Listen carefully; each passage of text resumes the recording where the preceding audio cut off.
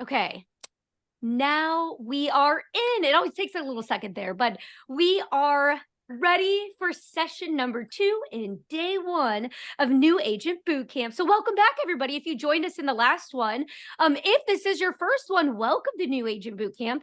As we mentioned, this is the 3rd year in a row. Third. It's crazy. I feel like we were just talking about pre-COVID, we're like, it's a blur. But this was kind of one of those things that came out of COVID because it would have been like 2021. We were like, there's a lot of new advisors entering the industry. Let's help them out and put together, this really fun free virtual event where we get to bring on wonderful industry experts like Kim here, who I'm going to introduce in just a few minutes. But one thing that I want to do before we jump all the way into this amazing webinar today, I do want to go over again, the roadmap of our 2-day event here. And again, if this is your first one joining us here today, day 1 is all about industry education. So today's webinars aren't going to be about Travefy. That's tomorrow. So we're not going to go there quite yet. But today's webinar sessions are all about just industry education. We just had Rita joined us the session before this on, building the roadmap to your first sale. So if you missed that, highly recommend, check it out. It was so incredible. And she just walks through, like how to set up, like how to figure out what your goals even are, and then how to go from there and start getting those clients and, fulfilling your goals in there. So really great webinar. Now, the one that we're about to do, which I'm really excited for, is the do's and don'ts with working with suppliers and partners. And we've been mentioning this. I mentioned this before, but even before we got started, Kim and Bonnie and I were saying, we don't really ever talk about this. And it's so important. It's so, so important. And you're going to see why when Kim gets going on here, how important it is to make sure you have amazing relationships with the people you're working with. And that's not just your clients. Normally we focus on, your clients, but there's also another side that you have to work with, all the wonderful people in the industry. So I'm really excited for that. But then after this session, we're going to have one more today, and it's going to be with Sandy from Gifted Travel Network. And she's going to talk about closing the deal, how to book more clients. So that's just going to be a great wrap up to everything as well. Now, keep in mind, these are all being recorded, so you will be able to find them, and I'll show you where.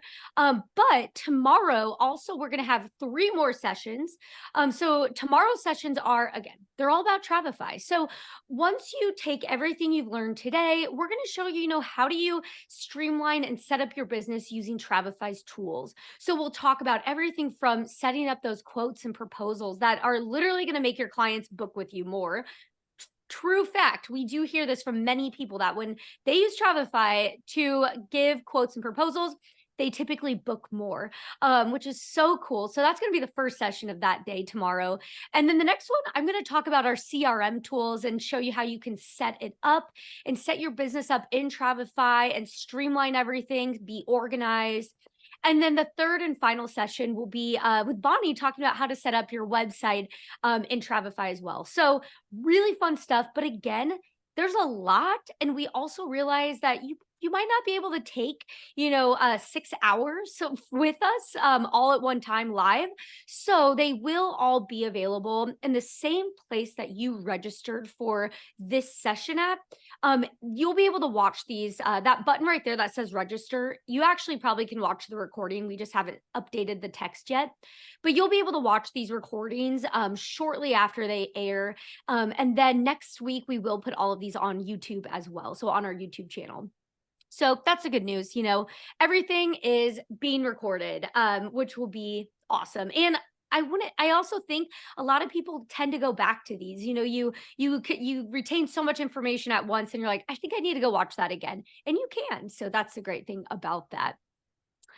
But with that being said, I want to now pass it on over here. I'm going to stop sharing my screen here because I know there's so much to, plug into this session. So I just want to formally introduce Kim Specht, who's manager of travel career placement at the Travel Institute. And I also must do a little plug here for the Travel Institute. If you haven't heard of them, you're not familiar, highly recommend Go check them out. We love the Travel Institute so much. It's an incredible organization, especially if you're new to the industry. Highly recommend, and you will see why. So Kim, I will let you take it all away here. Well, thank you, Stephanie. I'm so happy to be a part of your boot camp today. Now, a little bit before I get started about the Travel Institute. The Travel Institute, we're actually celebrating our 60th anniversary this year. Wow. We've been around for 60 years, and our only mission is providing education to the travel industry community. And so we've been doing this for 60 years. We do a lot with those who are brand new to the industry. They're looking, how do I begin? I don't even know where to start. And so that's how the Travel Institute looks at our business. We are a not-for-profit organization, so we are Switzerland. We don't promote any particular partners or whatever, but we work with a lot of different partners. And so today I really want to talk about the do's and don'ts of working with them. And probably the first and most important tip I'm going to tell you is don't think of them as suppliers. Now, sure, that's exactly what they do. They supply you and your clients with travel products, but it's really important that you think of them as your partners. The travel industry is really all about relationships. These are the relationships that you have with your clients, but also the relationships you have with your travel partners. And you really never want to underestimate the importance of those relationships with your travel partners. All right, let me move along here. So let's start with the first do. Do cultivate strong relationships. And this really goes back to thinking of them as your as suppliers. You can't possibly have relationships with every single supplier out there. Sure, you can book with a bunch of different ones, but it's almost impossible to develop relationships with every single one of them. So when you're thinking about who am I going to work with, who am I going to do business with, usually a good place to start is with your consortia or your host agency's preferred partners. And these are the partners that have been vetted by either your consortia or your host agency. So you know that these are going to be good, reliable partners to work with. The other important reason to work with them is they are committed to the host agency or the consortia. So again, they're going to be good partnerships. They're going to be very good relationships. And especially when you're new to the industry, you always think, oh, my clients asked me for this partner and it's not a preferred supplier. I need to book with them because that's what they asked me for. You probably don't have to book with what they asked you for. Ask them why. Why are you thinking that you want to go with this supplier? When you ask the question, you may find out they don't really, oh, well, I want to go because my friends have been with them. So often it's really easy to sway them to a preferred partner. You just need to ask them why they were wanting to go with that. And the chances are you are going to be able to book them with the preferred partner. Relationships are partnerships. And being in a partnership means that one side doesn't always get their way all the time. Really, true partnership is about working together for a common goal. And it's about having a mutual respect and trust when working with each other. The next do communicate clearly the client's needs, preferences, any special requirements. This will really help to ensure that your clients their expectations are going to be met. And this is really, really important when you're working with partners on the other side of the world where maybe English isn't the first language. You want to make sure that you're communicating very, very clearly. Regardless whether or not English is their first language or not, don't assume that the travel partner is going to know exactly what are your client's needs or preferences because we all know what happens when we assume stuff. So don't assume that the travel partner is going to know. Do manage your clients' expectations. Make sure that your clients have very realistic expectations regarding pricing, availability, limitations. And it's really, do they have realistic expectations. You know, if they're paying for the holiday motel here, they are not going to be getting the Four Seasons or anything even close to a luxury travel experience. You know, as they say, you get what you pay for. And it is amazing that when it comes to travel, how many people actually forget that. It's especially true in travel. You get what you pay for. Same goes with availability. You know, sure, they may be paying more, but the availability might not be there. And I really, you know, especially if they're booking last minute, and a really good example I want you to think about is the Taylor Swift Eras Tour. People are paying a fortune for tickets, and they may not be the best seats, but they're paying a lot. And this is the, you know, it's the same goes for hotels and cruises. Just because you paid a lot, if the availability isn't there, you may not get exactly what you wanted. You know, they say the sky's the limit. Well, not always. You know, almost everything is going to have some kind of limitation. Do keep up to date with your partner's products and destinations. And this is really going to help you to provide your clients with accurate and valuable information. And this is why we really do recommend choosing a set of preferred partners, because the only way to stay on top of them is by choosing preferred. You know, if you're trying to keep up with every single supplier out there and know everything possible about all their products that they offer and all their destinations, you're not going to be able to do it. So when you're choosing a preferred set of partners, all you have to really worry about is what they're doing, their products, their destinations that they offer, any changes that they make. So it's really a good idea to choose preferred, but make sure that you keep up to date with them. You know, you can't just say, oh, well, I think they still do that. You lose credibility. So make sure that you're staying up to date with preferred partners' information. Do check and follow up with partners. You know, after making your bookings, make sure that you check and reconfirm all of the details. And this is really going to ensure your client's satisfaction. And it's going to allow you to address or fix any issues really promptly. You know, reconfirming is a lot like proofreading. You may think it's right until you reread it. And then you see, oops, there's a tiny little error there. And, you know, in travel, even a tiny little error can turn into really a big, big thing. So it is important to make sure that you are reconfirming all of the details. A good way to do that is maybe create a checklist so that you're following up on everything. So you're not going to miss anything. This way, you're going to catch a mistake right away. It's going to make it a lot easier to fix it then. And you're not going to have to ask for a favor later on to fix any type of mistake. So I cannot, you know, stress enough how important it is to reconfirm all of the details. Do stay organized. Does your desk look like this?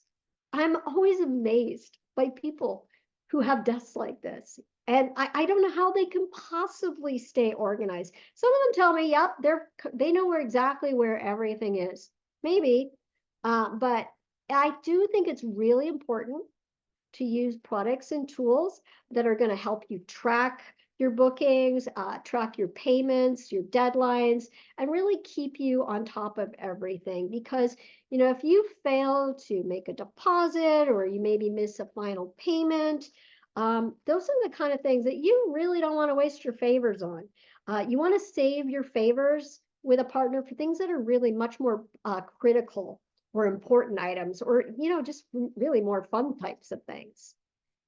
Now, that being said, don't overuse favors. You need to use them sparingly. When you're constantly asking for favors for every single booking, either because you made a mistake or because you forgot something, those are really not true partnerships. Save your favors for when you truly need them. Don't abuse the privilege of having favors done for you. You know, nobody likes to feel used. And if you're always asking, oh, I need another favor, your partners are going to feel used. So you don't want to do that.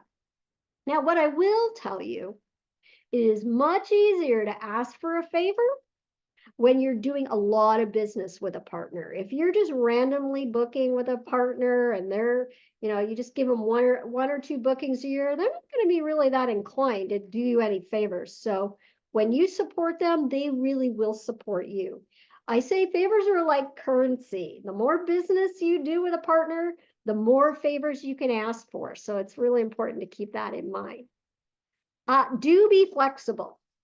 Sometimes things happen that are beyond the partner's control. Try to be flexible and, more importantly, help to convince your clients to be flexible. And it's really all about how you're going to present it to the clients. If you present something to them that's negative, that's exactly how they're going to perceive it. You need to present it in a way that it will help the clients to feel flexible. Okay, it's a problem, but it's no big deal. Here's what we're going to do to handle it. Do offer constructive feedback. Now, as we know, sometimes things do go wrong, and it's certainly okay to offer feedback to your partners, based on your clients' experiences. This is actually a good thing because it does help partners improve their products and services. But it's how you offer the feedback. Don't criticize or complain. How you offer feedback is really an important part of your relationship with your partners. Don't badmouth them. Mistakes do happen. Oops, lost my little icon here. Don't overpromise. Avoid promising clients anything that your partners may not be able to deliver. So for instance, don't offer your clients an upgrade before the partner actually confirms it. If you don't know for sure 100% guaranteed that the partner is going to be able to deliver it, don't promise it. Because if you do, and in the end, if both you and the partner's not going to be able to deliver it, both you and that partner are going to end up looking bad. So know what you can get and what you can't get. It's really important to not overpromise something. Don't ignore the terms and conditions. Make sure that you read and understand the partner's terms and conditions. This is going to avoid any misunderstandings or disputes. I get it. Sometimes reading this stuff is kind of like reading a car rental agreement. It's all that small print. Nobody ever reads the rental car agreement, all that small print at the bottom. It's just, ugh, they don't want to do it. But it's a good idea to make sure that you do read it. And if you can, make sure that you get your clients to read it as well. But at the very least, you need to make sure you read it yourself so that you can explain it to it. Because using the excuse, oh, I didn't know, is really not going to fly with the client. So do make sure that you are reading a partner's terms and conditions. Don't misrepresent. Make sure that you're providing accurate and honest information to the clients. If you've made a mistake and it's not the partner's mistake, do not blame the partner. Between you and the partner, if you have a relationship, most likely the two of you are going to be able to come up with a solution to fix it. And, it may be tempting to blame the partner because, you don't want to admit to your client, oh, I made a mistake. It's much easier to blame the faceless client or the faceless partner who the client doesn't know, but really don't do it. It's not a good idea. It's not professional. And it's, as I said, if you're going to continue to work with them, you bad-mouthing them because of something that happened, I will tell you, it will get back to them. And the next time that you're going to need a favor, good luck. You're not going to get one. So, bad-mouthing, because in the end, what ends up happening is you don't just badmouth to the client that you think that it's the partner's fault. What you end up doing is telling others in the industry, and bad-mouthing them will always get back to that partner. Don't be disrespectful.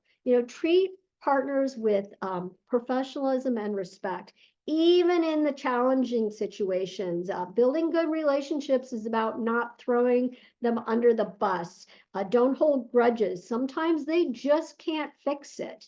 Now, I will say, if a partner continues to make repeated mistakes, well, then maybe it's time to rethink that partnership. Maybe you need to look at finding a new partner to have, because when people make mistakes once, it's a mistake. When people make mistakes twice, okay. If it's something that keeps going on, that is not a relationship that you want to have. So it is important. It's not, you want to make sure that you keep those. The other really important thing is to treat your partners with respect. I see a lot of travel advisors, they do a lot of business with a partner, and they just think that, that because I do so much business with this partner, they treat the staff like crap. They bully their way into getting what they want. Instead of, they just think, oh, I want this. You know how much business I do with you? That is not a professional way to do business. Don't get a reputation as being known as a bully or someone who's difficult to work with, because they do talk to each other, the partners, and they will say, "Oh, have you done anything with so and so?" They are really difficult to work with. They treat our staff like crap. So you don't want to get a reputation as being someone difficult to work with, that they don't want to work with you. I have seen travel partners who have fired travel advisors. They just say, I'm sorry, we're not going to take your business, because they're difficult to work with and they treat their staff rudely. So don't be known as that. You may think, oh, I give them so much business, there's no way they're going to fire me. Sometimes your business is just not worth it when they've got a team of people who are upset. So please don't do that. I want to talk a little bit about trade show and fam trip etiquette. Now, I've been doing this a really long time, and throughout my career, you wouldn't believe what I have seen both on fam trips and also at trade shows. I truly believe people forget that they're actually at a business function. I'm sure those of you who've been in the industry as well for a long time, you have your own horror stories or battle stories that you can tell as well. But both of these types of functions are very different from the normal day-to-day business that we have, but they still require professionalism. And it's true, they are a lot more fun than the usual day-to-day stuff, but there are some do's and don'ts for both trade shows and fam trips. So I want to start with fam trips first. If you're new to the industry, you may not be familiar with these and exactly what they are and exactly what they entail. So fam trip stands for familiarization trip, or they're also commonly known as educational trips. And fam trips are offered by travel partners to travel advisors. They're offered by cruise lines, hotels, tour operators. And the purpose of a fam trip is for travel advisors to familiarize themselves with their products, their destinations, their hotels. And what usually happens is a travel partner will invite you. Most fam trips are by invitation, and the purpose of them is really for them to introduce you to their product so that you'll sell more of their product. So they do have expectations. And quite often what they'll have is someone from their own team or company who will escort the fam trip and go along with the group. Now, I want to tell you, a fam trip is not a vacation, not even close. If you're going to a destination, you can end up doing as many as 10 hotel inspections in one day. Honestly, it can be mind-blowing because it becomes a blur. And during the hotel inspection, usually someone from the hotel or the cruise line is going to end up giving the group a tour of the property. They're going to show them all the public areas, as well as, show them all the different room categories. So this is kind of the idea of what happens during a fam trip. Now, there are some fam trips that you can do on your own. Now, with these types of fams, usually what happens is the travel partner will offer you either a discounted rate to experience either the hotel or the cruise line or the tour. Sometimes if you have a high enough sales volume with that particular partner or with their competitor, they may offer you the fam trip for free. In this case, the partner is going to expect even more business from you, because remember, nothing is truly free. Everything is in a partnership is a give and take. So they definitely have some expectations. But as I said, if you're participating in a fam trip offered by a partner, you don't want to think for one single minute that this is a vacation. The partners who are inviting you, they have very high expectations. And that's rightly so. They're investing their time and their money by hosting you on a fam trip. So their biggest expectation that they have from you is that you are going to book with them. So I want to talk about some of the do's and don'ts of fam trips. And I tell you, I can have some horror stories here. So the first one is do act and dress professionally. Remember, you're representing your business or your company. I cannot begin to tell you what I have seen people wear on a fam trip or what they have done on a fam trip. It is never, ever, ever appropriate to show up at a site inspection or a lunch or any event that's part of a fam trip in your bathing suit, not even with a cover up or a pair of cut-ups. This may be what you wear on vacation, but as we said, this is not your vacation. Site inspections or any interactions with that is going to include business-related activities with a hotel or cruise staff. You want to make sure that you're acting and dressing professionally. So I want to tell you a quick little horror story about a fam trip that I escorted many years ago. So I used to work with Royal Caribbean, and Royal Caribbean did these what we called seminars at sea. And the idea was, you know, a group of travel advisors would be invited on usually a 3-day cruise to enjoy the ship, but also it was a seminar at sea. So there were going to be classes on board. But the first night, there's always a welcome cocktail party to welcome the, you know, the fam group to the ship. And it's a complimentary cocktail party that's everyone's invited to. So I'm at the cocktail party the first night. And this travel advisor comes walking into the cocktail party and she says to me, am I frozen? Oh, really quick. Hey, Kim, I think your voice is getting muffled a little bit. No, I have I see myself as frozen. Let's see. You might want. Let's try. I see my screen frozen. It's kind of. Let's see. What if you? Let's see here. Oh wait. Okay, wait. You might be back. Am I there? I think I'm moving now. I don't know Yeah, what there we happened go. here.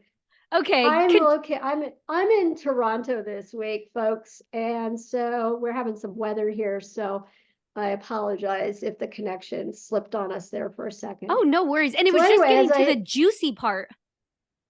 Oh, so I'll tell you. So there's the cocktail party the first night, and I invite, you know, everyone comes to the cocktail party, and this travel advisor walks in, and she says to me, "Can I bring my friends to the cocktail party?" So I'm a little bit confused here. I'm thinking, friends? You have friends on board this particular sailing? So I'm like, okay, but it turns out these were not her friends. These were people that she had just met on board the ship, and she was inviting them to a private cocktail reception. I'm like, okay. So you would think, okay, no, next day. So remember, it's a seminar at sea. So there's supposed to be a seminar the next morning. Now, when we do these types of things, they always, you attend class for a couple of hours, but we certainly leave time for people to go ashore and explore the destination. So the same young woman comes up to me and she says, so I'm not going to be able to attend the session this morning. I'm thinking, are you sick? What's wrong? No, she can't attend the session because she needs to go ashore with her friends that she's just met. Remember, it's a seminar at sea. I'm like, because if she waits and goes after this session, she's not going to have anyone to go ashore with. I am going to remind you, there are 30 other travel professionals on this fam trip, so I'm pretty sure she can find someone. But yeah, no, she wanted to skip the session because she needed to go ashore with her new friends. So when you attended the sessions, at the end of the sessions, you got a certificate, you know, saying that you completed the certificate, completed the seminar at sea. So I was, you know, she was telling others in the group that of course, she wasn't there, so she didn't get her certificate. she was telling others in the group she needed to get her certificate because her owner or manager would be very upset if she came back without her certificate. And I just thought to myself, I dare you to come up and ask me for a certificate for a session that you did not attend. So this is what I mean. It's like this, I will tell you, this was her first and last FAM with Royal Caribbean because, we did report this kind of behavior to her manager and she was never invited back to a Royal Caribbean FAM. So that's one of my horror stories. Do be respectful of the paying guests. Pay attention. What happens when you're on a fam trip? You're part of a group, and it kind of has that herd mentality. So you're walking along with a group, and you kind of forget there's actual paying guests there who are on their vacation.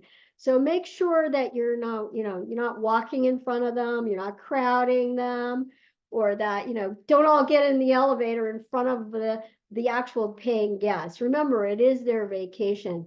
And one of the things I always say, how do you tell they're the guests? They're the ones in their bathing suits. Do ask questions and take photos. You can't possibly remember everything on a fam trip, especially after the 10th hotel. Everything is a blur. Every hotel room, every bathroom looks exactly the same.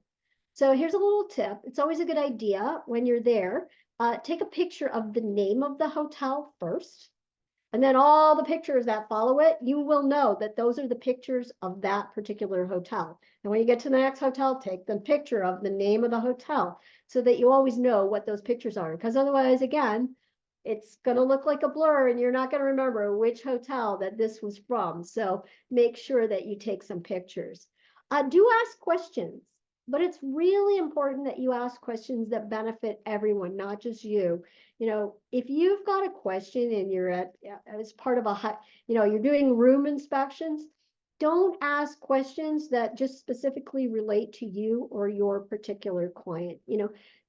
Otherwise you're monopolizing everybody else's time. So ask questions that are going to benefit everyone else. If you have very specific questions that are just geared to your clients, wait, either, talk to the BDM later or, email the hotel or even at a cocktail reception, go up and ask your questions then. But please try to ask questions that are of benefit to everyone else.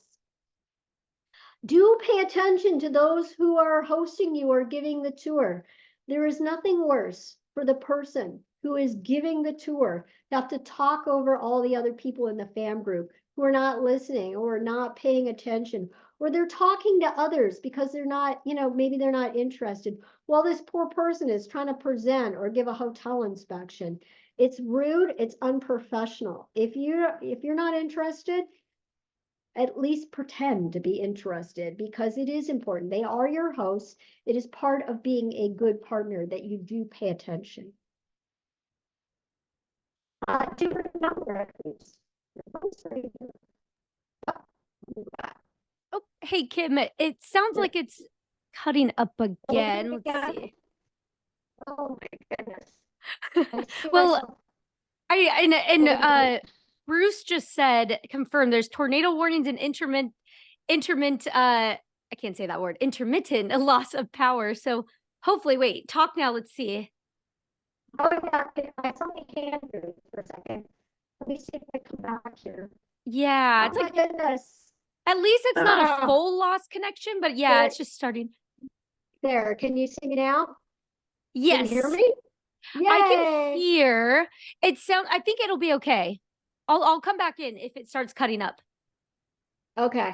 I'm glad you're doing that. Yeah, no because worries.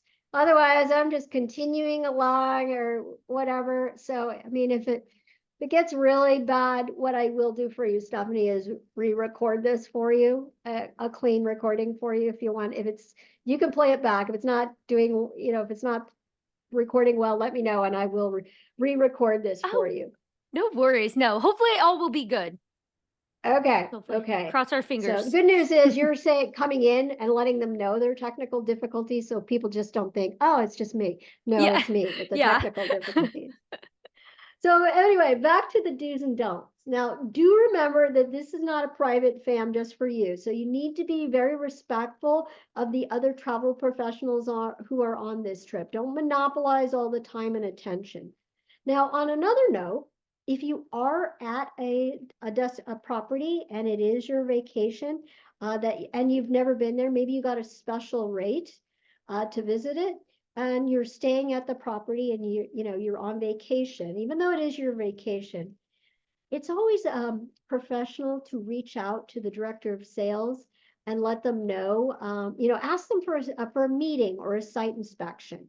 Now, true, you are staying at the hotel, so yes, you are seeing all of the public areas, but you're not going to see all of the room categories. So again, it's always a good idea, even if you just reach out to say thank you while you're there for hosts, for how much you enjoyed staying at their property. So it's always a good idea to do that. Don't be late or keep others waiting. If you're told to be somewhere at a specific time, be there. Don't make others in the group have to wait for you. If everyone else is already on the coach, you should be too. Stopping to look at the gift shop and keeping everyone else waiting. They're already sitting on the coach and you stop to look at the gift shop. That's unprofessional and unacceptable behavior. Now, I've been on, and those of you who have been on fam trips before, and again, here's what happens. There's always one, and you'll know this. When your very first fam, there is always one in every single fam who does think that they are on a private fam. So everybody else is already sitting on the coach waiting, and here they come. They just either needed to stop at the gift shop, or my personal favorite is when they try to appear like they're working harder than everybody else. Oh, they just needed to see one more category of room.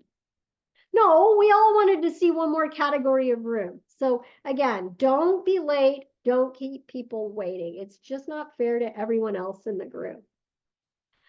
During a site inspection, do not sit on the beds. Do not use the bathroom. Don't touch anything. Don't take things. Don't, pick up things in a room. Remember, these rooms are set for guests to arrive. So you don't want the beds to be all wrinkled and messed up because a whole bunch of people who are doing a site inspection were sitting on them. And just do not take anything that has not been offered to you. It's not professional.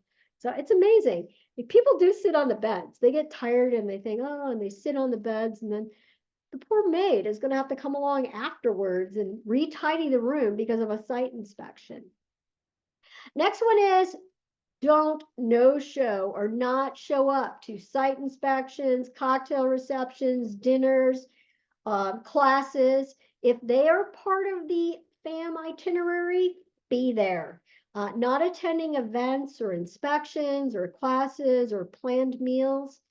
Saying, oh, I'm not hungry, that's unprofessional and it's rude. It leaves a really bad lasting impression with the partner. Even if you give them a ton of business and you think, I'm just going to blow it off. That's not the impression you want to leave a partner, is that you couldn't be bothered to participate or that you no-showed. Do make a good first and last impression. So if you do all of these do's and don'ts, all these things that we've just discussed, you will make a good first impression and you will leave a good last impression. So those things are really, really important. Do say thank you. When you're on a fam trip, make sure that you thank everyone who's hosting you. I get it. We all do. We all know please and thank you. We use these words every day, but sometimes I don't know what happens when we're in this big group. We forget to say please and thank you. So make sure they can say thank you. Oh, hey, Kim. Yep, do you see? It's like kidding. And you can almost still kind of hear you.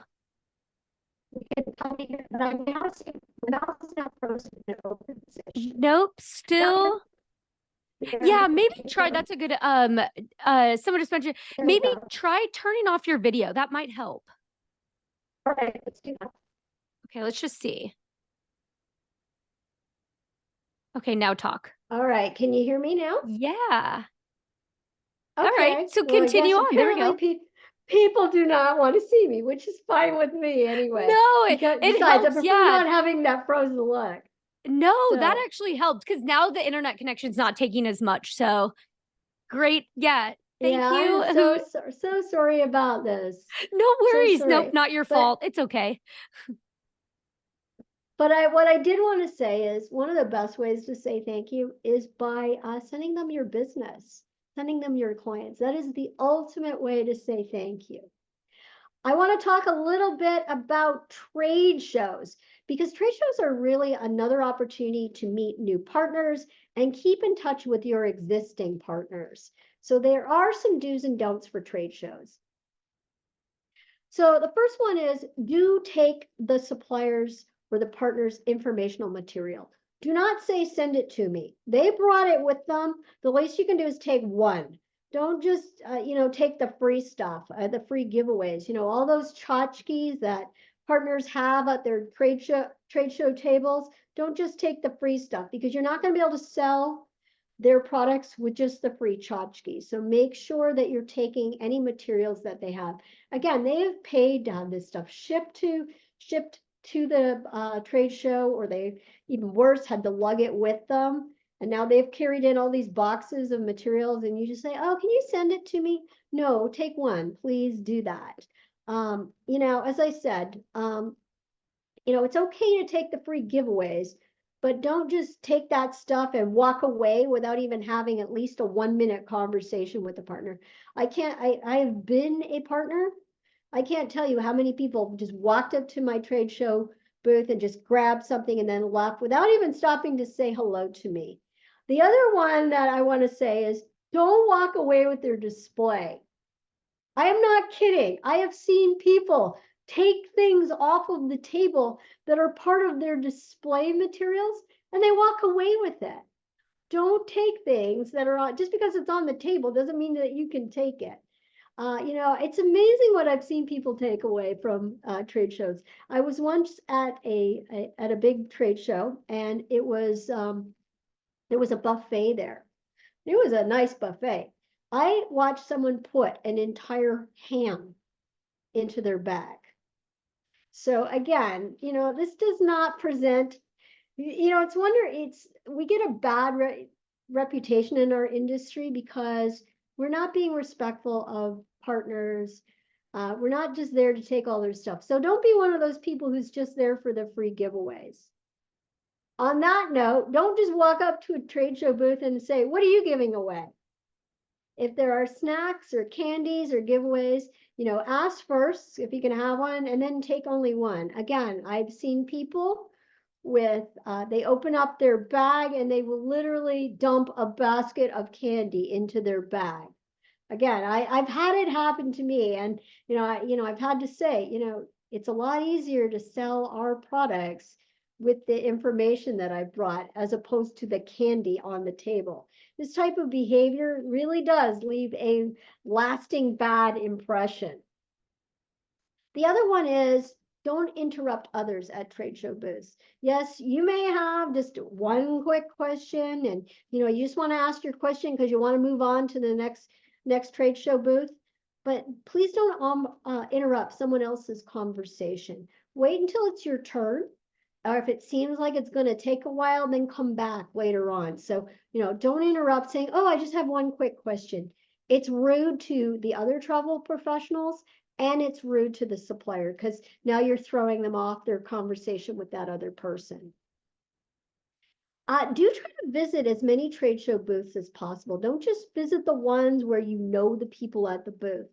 Partners come, they're often coming from the other side of the world. They've come just to meet with you, talk to you, tell you about their products. So please make sure that you do stop and meet with them. Once you've visited all the booths, those partners that you wanted to visit, usually at the end, what ends up happening is people are standing around waiting for the raffles, the free giveaways. So while you're standing around waiting, go visit some of those other trade show booths. Talk to suppliers that You may think that you're never going to sell them, but you never know. Some of those suppliers could become your partners. You don't know what you don't know. So make a point of visiting suppliers that you are not familiar with, that you think, oh, I'm never going to sell those. Make the point of stopping by to see those ones as well. Finally, this whole thing has been about having relationships and maintaining those relationships with partners. These are not suppliers, these are partners. So it really is all about maintaining those relationships with your partners. So don't neglect don't neglect those relationships with your partners. You have to maintain them. And you need to reward partners with your repeat business. You want to be a strong and loyal producer. Once you've established strong relationships with these partners, you want to make sure you're showing loyalty. When you're spreading your business among many suppliers who offer similar products, it's really counterproductive because it's really not going to help you build relationships or partnerships. Remember, often commission levels are based on your volume. So if you're just randomly going around spreading your business like seeds in a field and not really growing your business with a set of preferred partners, you're not going to develop any relationships. You're not going to be able to ask for any favors, and it also limits the amount of commission level because it keeps you at a lower level of commission. Whereas when you have a solid set of partners that you work with, that's where you're related. Relationships are key to this. Do treat your BDMs, business development managers, BDDs, business development directors, sales reps. Now, I will tell you, they hate being called that. So don't refer to them as sales reps. They really do hate it. These are really the people who can help you. So don't underestimate them. They have a lot of influence. But if you treat them rudely or abruptly, or if you're demanding or rude, they are not going to want to help you. And they also have very long memories. So they will be loyal to those who treat them well and treat them with respect. Also, if you are in a brick and mortar agency, they drop by, please give them a few minutes of their time. They didn't just drop by because they happened to be in the neighborhood. But this is, so give them a few minutes of your time. But also, if they have made an appointment, make sure that you do not keep them waiting too long. Now, they get it. You may have clients who walked in without an appointment and they're sitting in front of your desk. But please make sure that you don't keep them waiting too long, or don't just blow them off completely. If these were your clients, you wouldn't do that. So please don't do this to your partners. They deserve your time because they are going to be there to help you. So you want to make sure that you treat them well and with respect. At the beginning of this webinar, I mentioned, partnerships are so important. So I want to talk for a minute about the partnership with the Travel Institute. We have a partnership with Travefy, which is why we were very happy to participate today in the boot camp. A little bit about, I talked about, we've been around for 60 years, and our purpose is to educate travel professionals. And we have our certification programs. So our credentials do matter. Certification matters. We have 3 different certification levels. We have our CTA, which is our Certified Travel Advisor. This is for frontline travel advisors who've been in the industry for at least a year. They go through the course and they earn their certification. We have our CTC for owners and managers. This is for people who are managing a team of travel professionals. And we also have our CTIE, Certified Travel Industry Executive. What we see there, this is usually people who've been in the industry for at least 5 years. They're usually, a lot of times it's our travel industry partners that take this CTIE course. And so each year we have our annual campaign. This is Promote Your Professionalism Month.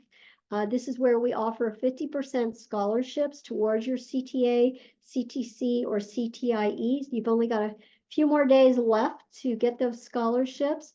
But sir, people say, why do I need to do certification? Why is it important? Why does it matter? Does it matter that I'm certified? My clients don't know.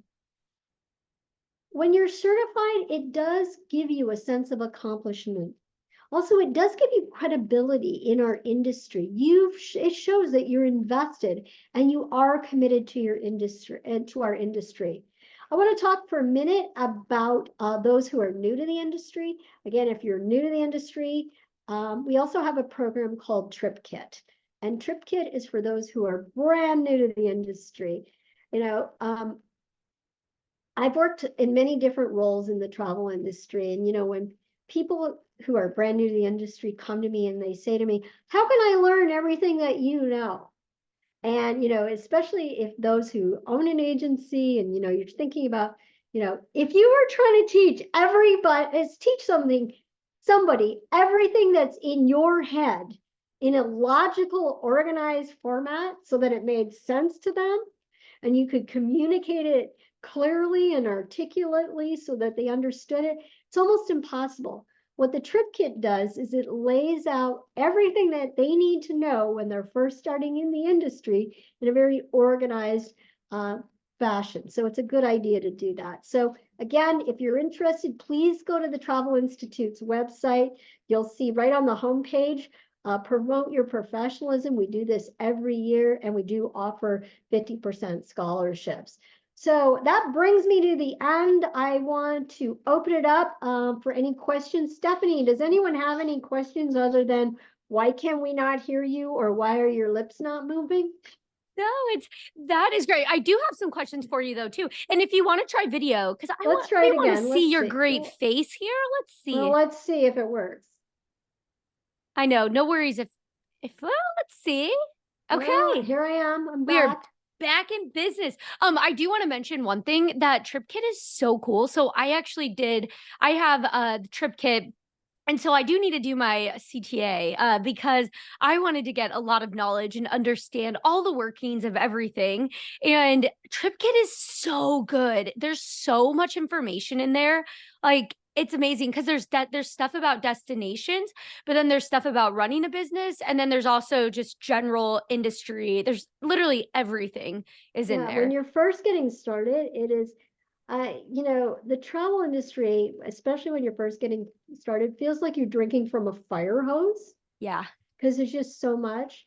And the Trip Kit really helps you figure out what's important, how to start your business, how you're going to operate your business. So it offers you basic business skills, but then it also talks about, choosing partners, cruise lines, car rental companies, every type of partner that you would ever want to work with. And it also talks about the world, because that's what we do. We sell the world. Now, I don't want anyone to freak out, how do I learn the entire world? It's impossible.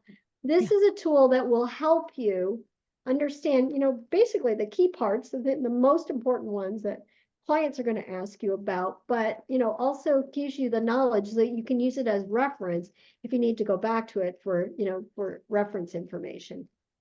That's the thing, is the reference that you can do and go back to it and have that, which is so cool. So Yeah. yeah, I love yeah, I was answering somebody had asked a couple questions. So there are a lot of questions about that. So I'm glad you answered some of those. But a couple wanted to make sure that we asked, and one of them, this is a good one. A couple people asked this, is how and where can you find trade shows? Especially if you haven't attended one nearby, or what's like your favorite way that people can find them? Okay. So what I will suggest to you, especially when you're new to the industry, I do recommend joining a host agency. A host agency is really key when you're developing your travel business, because when you're brand new to the industry, you don't have any volume. For a supplier to want to say, just phone up and say, hi, I'm Stephanie from Stephanie's Travel. I'm new. I would like to sell your product. So you don't have, they usually require some, either an IATA number, which is, you need that to make bookings, or a CLIA number. So belonging to a host agency allows you to use their credentials. And all host agencies belong to consortia. Not belonging to a host agency or a consortia makes it very difficult in our industry, because you'll always be at the lowest level of commission. You have no credibility yet. So you really want to join either, join a host agency, or at the very least a consortia. The problem with trying to join a consortia on your own when you're new, you don't have any volume. A lot of consortia will want our sales volume already to join. So when you belong to either a host agency or a consortia, they will tell you every trade show out there, so that you know exactly, all the trade shows that are in the marketplace that you're going. There's a list of them that, that all host agencies and consortia will tell you about their conference or any upcoming trade shows. It's much easier to find them out through a host agency or a consortia. Oh yeah, and I actually just put host agency reviews. We love them too. And Steph Lee she runs host agency reviews, and they have a podcast, they have tons of content materials, but you can look and see the difference between all of them on there. Right. Yeah, we put that on there. That is a great one. Highly recommend that as well. And also, I was going to mention that they also will have events on there too. Right. And we'll put our webinars on there too sometimes. So you can see what events are happening, whether it's virtually or in person. So that's kind of a great way to. And also, a lot of times, the partners on their own websites will include the list of cities where they're going to be hosting trade shows or something like that. So I also wanted to say one more thing about TripKit. I think this was probably introduced after you went through the TripKit program, Stephanie. But one of the things that we created was TripKit Tracks. And it is it's a monthly newsletter that I created that comes out every month, and it always has like a study tip, it has a travel partner tip, it has burning questions of the month, it has all, one of the burning questions of the month is like, how do I choose a host agency? And it gives you information about how you do that type of stuff. Or, how do I, how do I choose preferred partners? So those things are all part of the TripKit tracks that comes out each month, because you do have a year to complete TripKit. So every month there's a set of tips, and there's even a little geography quiz, where in the world, to kind of keep you on track for your studies.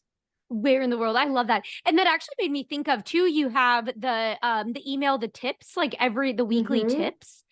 Recommend that too. And or I hot believe tip you can Tuesdays. And I'm gonna put if you go on to the Travel Institute, up at the top toolbar, click newsletter, and you can sign up there. I was just going to, great resource. So that is awesome. Well, I'm gonna share my screen really quick, because we have already at time. This is crazy. Man, we could pick your brain here for a while, because this is there's so much good stuff. And this is awesome. I think it's really helpful, of course, to see when you're going on those FAMs and working with travel partners. I mean, again, this is stuff that we just don't really talk about, and it's so important. So thank you so much, Kim, for spending time with us today and sharing them. My pleasure. I'm sorry for the technical difficulties that we had. Hopefully I'm the only one like that in your series of events over the next couple of days. But I want to thank everyone for joining us today and learning about working with travel partners. It is very important that you understand the best ways to work with travel partners, because when you work with them, they will work with you. Yeah, absolutely. And also, I was going to mention too, it's funny when you were talking about trade show stuff, like come see us too. If you ever, you'll likely see us we go to many of them. I mean, Bonnie just got back from KHM. So any KHM people, hello. Bonnie was there. It's a good time. Yes, shout out Cleveland. Any of you going to Cruise World, we will be at Cruise World in Fort Lauderdale coming up in November. So, stop by and see us. Yeah, stop by and say hello and really cool. And again, this is awesome. And we really thank you for spending time with us. And everyone, don't forget, we're just going to take an hour off and then we're going to come back and we're going to have the final session closeout of the day here with Sandy from Gifted Travel Network. So it'll be really great. If you've ever heard her speak, it's really awesome. She'll have a lot of really great tips and action items to help you close the deal. So we're really excited about that. Also, I forgot to mention this before, but we do have a Facebook group. If you go to the Travefy Facebook group, just search for us and join that, and we can keep the conversation going in there as well, because that's a really cool resource just to keep chatting as a community and sharing all the great. You have questions, all that good stuff. That's the best thing about our industry. Everybody Yes. shares. I know. So true. That is. So yeah, for all those who are really, really new, you have entered a community-driven industry. So it's really awesome. So very exciting. And thank you so much again, Kim. And hope the weather stays good for you and anyone else in the Toronto area, because it sounds like it's a little wild. So hopefully everything is okay. Tomorrow's my sister's 50th birthday, so we're Oh, celebrating. wow. Oh, that's awesome. Happy birthday to your sister. I'll let her know. So, all right, everyone. Thanks so much. Thank you, everyone.